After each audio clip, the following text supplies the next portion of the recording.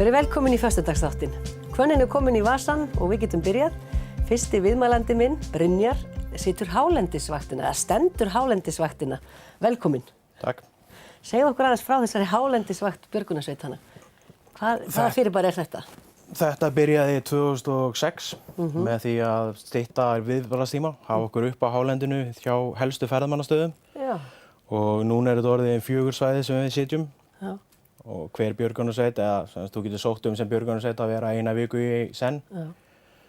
Við verðum á Dreka sem er á norðan Vatnajökulssvæðinu. Já. Svo Sprengisandur og Fjallabak og svo viðbragðsvakt í Skaftafelli. Já.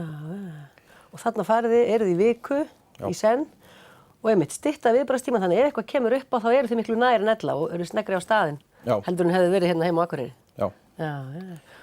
Og hvað vorum við að tala áðan að væru mörg útkall að meðaltali á dag?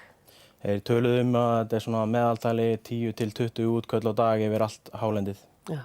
En það að sem dreifist á þessi 4 svæði þá? Já. Og mest álagið er á landmannalaugum. Bara vegna staðsetningar og fjölda ferðamanna þar. En þetta er allt frá bara mistigi, lítilsár í sólbruna og alveg upp í síðan, það eru fá samt en þau eru alveglega útköll líka. Já, sem betur fyrir þau þá. Já. Og þetta er svona eitthvað sem að þið takið viku og viku í senn og lítur á þetta sem mikið álag eða meira sumarfrí eða hvernig stemmingin að fara í viku upp á hálendi? Það er náttúrulega alltaf sumarfrí að fara með félagunum upp á hálendi og fá að vera þar í viku. Já, er það ekki? Og það er náttúrulega, við erum í þessu til að hjálpa öðrum. Já. Og okkur hefur aldrei fundist leiðilegt að hjálpa öðrum sem eru standa í þessum flokki, sko. Þannig að við erum vön og viljum hjálpa, þannig að þetta er bara sumarfrí. En þegar kemur svona SMS, fær maður ekki pínu svona aukinn hjartslátt, þú veist, hvað er þetta? Það var fyrst meira þegar ég er búinn að vera í þessu í 14 ár. Já, maður sjóast bara eins og við öðru. Núna er það þegar maður fær forgangsútköll sem maður fer virkilega, þá fer hjartað af stað og maður flýtir sér. Já, og forgangsútkall þá þýðir það? Það þýðir bara lífshætta í gangi. Já, einmitt. Þið vitið aðeins hvað er í gangi þegar þið fáið svona? Já, þau eru boðunarskipt hjá okkur SMS-in. Já. Og hvað eru margir í björgunarsveit til dæmis bara hérna á Akureyri, veistu það eitthvað? Það eru 170 skráðir í súlur á Akureyri, en Landsbjörg er með yfir 2000 manns á útkallskrá. Já, sem eru bara að vinna aðra vinnu og þetta er það sem þið gerir í frítímanum? Já, þetta er sjálfboðað vinna. Já. Maður hefur alveg heyrt sko eftir að ferðamönnum fjölgaði svona mikið og þetta er bara orðið rosa miklu meira. Finnur þú ekki fyrir meiru álagi eftir að túrisminn óx svona mikið? Ekki hérna á Norðurlandi en fólki á Suðurlandsundirlendinu, þeir finna fyrir þessu miklu meira. Já. Er eitthvað pyrringur komin í gang eða er menn alltaf slakir yfir þessu? Þetta er bara eins og gengur og gerist. Það er bara, við förum í útkall þegar þau koma ef við getum. Já. Og fjármögnunin, hún er náttúrulega, það verið að selja flugelda áramót. Já. Hvað meira? Svo erum við með neyðarkallasöluna líka. Alveg rétt. Og svo þetta litlar fjáraflanir hér og þar sem við erum að taka og svo fáum við styrki líka. Já. Hafa þeir eitthvað aukist í takt við túrismann? Styrkirni? Það held ég ekki. Nei. Ég er svo sem sé ekki fjármögnun. Nei. En hvað þurfum við að hafa með ykkur í svona vikudvöl? Er það bara hlýföt? Já, það náttúrulega aldrei 20 steg hita á hálendinu, eða svo gott sem aldrei. Nei. Þannig að þetta er bara venjulegur sumarferðafatnaður og svo eru gámar staðsettir á þessum 4 stöðum. Þið sofið í þeim? Já. Já, er þeir huggulegir? Þeir eru alveg fínir, sko. Þetta er bara svona kóju gámar. Já. Svo erum við með tjöld með okkur fyrir eins og mataraðstöðu og svefnpláss ef það eru fleiri heldur en gámurinn tekur. Já. Og þið þurfum að taka með mat til ferðarinnar, þið eru ekkert að fara að stökkva út í búð? Nei, það er erfiðara.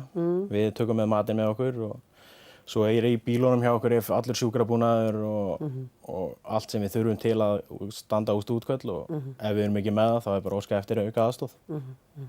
Er eitthvað sem mann stendur upp úr svona einhver upplifun jákvæð þá helst sko sem stendur upp úr svona þessum hálendisvöktum? Það er náttúrulega alltaf hvað fólk er ánægt með að fá rétt leiðarval og til dæmis bara að segja þeim til hvernig að fara yfir öll vöðin á ánum. Já, það er ákveðin kunst. Já, og það er líka, vöðin breytast eftir dögum. Já, og þið eru svolítið að stúdera þessi vöð, keyrið svolítið og kanni svæðið, er það ekki? Jú. Þannig að þegar fólk kemur að og veit ekki alveg hvað á að gera þá eru þið kannski á staðnum og getur bara leiðbeint. Já, svo eru landverðir líka búin að merkja oft vöðin, þannig að það er auðveldara að fylgja þeim. Já, og eru þið í góðu samstarfi við landverði? Já, og Umhverfisstofnun. Já. Þetta afar athyglisvert. Eitthvað sem þú vilt svona brýna fyrir fólki sem að fara kannski að keyra upp á hálendið, eitthvað svona sem að þú oft rekist á í störfum þínum? Já, það er að skilja eftir ferðaáætlun, það er oft mjög gott. Já. Það er hægt að gera það inn á safetravel.is og þá ertu með brottfarardagsetningu, fjölda og komudagsetningu hvert þú ætlar að fara. Og ef þú skilaðir ekki innan ákveðins tíma þá er prófað að hringja í þig og þá vitum við allavega hvert við erum að fara til að leita þér ef þú skilaðir ekki á réttum tíma. Eru Íslendingar duglegir að gera þetta? Ja, miss. Íslendingar ætla kannski alltaf bara að redda sér og græja þetta og drífa sér á stað, ekki kannski mikil fyrirhyggja alltaf. Nei, en þeir eru nú samt oft búnir að spá meira í þessu. Útlendingarnir oft taka beinu stefnur á milli bara, ætla bara þvert yfir hálendið í aðra hvora áttina. Það get ekki alveg nógu vel. Og gera sér jafnvel ekki grein fyrir að bíllinn er ekki hannaður fyrir vöðinn eða þó að það stendur náttúrulega í öllum bílaleigusamningum hvort þú megir fara fjallavegi eða ekki. En það er svona það sem við erum helst að lenda í, eru vanbúnir bílar sko. Einhverjir sem ætlar yfir vað á Yaris kannski eða eitthvað? Það er enn og oftast á fjórhjóldrisbílum. Já, allstaðar símasamband á hálendinu eða eru menn bara sambandslausir? Þú ert á flestum stöðum með símasamband. Það er svona aðalega ofan í dokkum og inn í dölum sem þú missir að sambandið. Þú getur farið upp á hól og ef þú þarft að hringja á aðstoð. Já, oftast. Lendi í einhverju slæmu veðri einhvern tíma, svona aftaka veðri hásumar? Já, við vorum í fyrr upp á Sprengisandi þegar að vatnsveðri gerði yfir allt Suðurlandið. Þá fengum við á Sprengisandi vel góðan vind og þurftum að bara byrja því að safna fólki inn í hús því að það var orðið bara sandstormur upp frá. Og höfðu þið alveg hús til að safna fólki inn í? Já, Nýjadalur er með mikið pláss, þannig að það var ekki vandamáli.